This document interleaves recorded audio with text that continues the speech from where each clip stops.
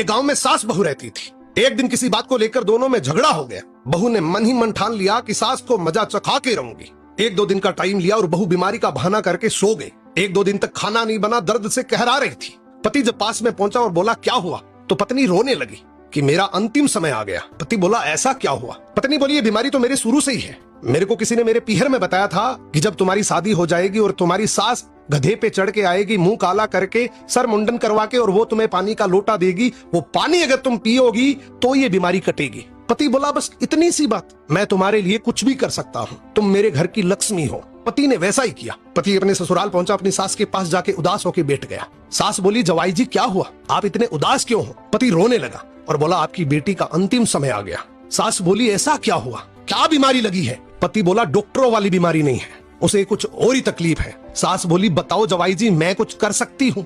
पति बोला हाँ आप ही कर सकती हैं, पर मेरे को बताते हुए शर्म आ रही है, लेकिन यहाँ जान की बाजी है इसलिए मैं आपको बता रहा हूँ। अगर आप गधे पे चढ़ के आए, सर का मुंडन करवा के, मुंह काला करके, और पानी का लोटा आप अपनी बेटी को दे, और वो पानी अगर आपकी बेटी पिए तो ठीक हो सकती है। सास बोली बस इतना ही? अरे वो मेरी बेटी है, मैं उसके लिए कुछ भी कर सकती हूँ, मैं तो बूढ़ी औरत हूँ, मेरा क्या बिगड़ेगा? और सास ने वैसा ही किया। मुंह काला किया, गधे पे बैठी, सर का मुंडन करवाया और पानी का लोटा बेटी के हाथ में दे दिया। बहू बहुत खुश हुई। मुंह काला था, पहचान नहीं पाई, और मन ही मन सोचा आज मैंने मेरा बदला पूरा कर लिया। मुस्कुराकर बोली देख तिरिया का चाला, गधे पे चढ़ी और मुंह काला।